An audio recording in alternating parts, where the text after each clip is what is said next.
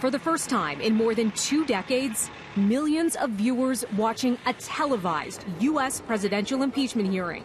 You swear or affirm that the testimony you are about to... With Democratic and Republican lawmakers making their dueling cases to Americans Wednesday, with less than a year to go until the next presidential election. I have a feeling that your country is going to do fantastically well. Donald Trump is accused of trying to pressure Ukraine into investigating the U.S. president's political rival Joe Biden, using $400 million in U.S. aid and a White House visit as leverage. Is this what Americans should now expect from their president?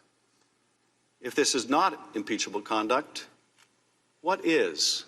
That's from the opening statement from Adam Schiff, the Democratic chairman of the House Intelligence Committee that's leading the proceedings. The panel's top Republican, Devin Nunes, argues Trump did nothing wrong, attacking the inquiry itself. Anyone familiar with the Democrats' scorched earth war against President Trump would not be surprised to see all the typical signs that this is a carefully orchestrated media smear campaign. Facing hours of questioning, the public hearing's first 2 witnesses, Bill Taylor, the top U.S. diplomat in Ukraine, and George Kent, a deputy assistant secretary of state.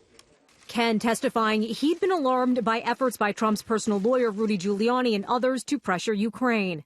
In mid-August, it became clear to me that Giuliani's efforts to gin up politically motivated investigations were now infecting U.S. engagement with Ukraine.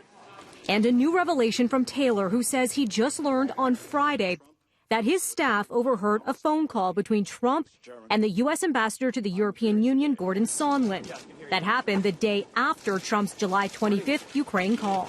Following the call with President Trump, the member of my staff asked Ambassador Sondland what President Trump thought about Ukraine.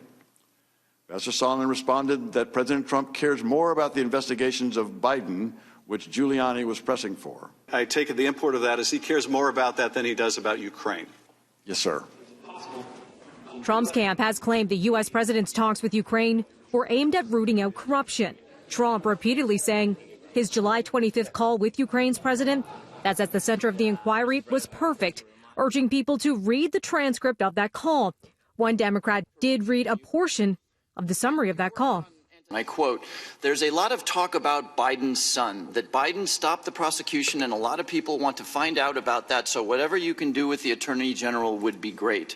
Biden went around bragging that he stopped the prosecution, so if you can look into it, it sounds horrible to me." Mr. Kent, when you hear those words, do you hear the president participating in or requesting a thoughtful and well-calibrated anti-corruption program? I do not.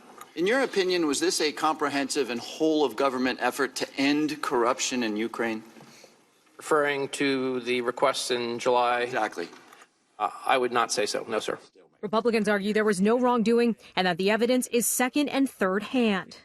Where is the impeachable offense in that call? Are either of you here today to assert there was an impeachable offense in that call? Shout it out. I'm not here to do anything having to do with to decide about impeachment. That is not what either of us are here to do. This is your job. You both know that this impeachment inquiry is about the President of the United States, don't you?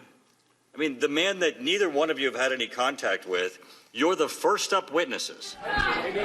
Over at the White House, Trump hosting the president of Turkey, claiming he wasn't watching the hearing. I'm too busy to watch it. It's a witch hunt. It's a hoax. I'm too busy to watch it. And a reminder, it's the Republican-controlled Senate that will ultimately have the final say on whether Trump will stay in office. Now, public hearings will continue on Friday and into next week, including with some witnesses who did have closer ties with Trump and his dealings with Ukraine.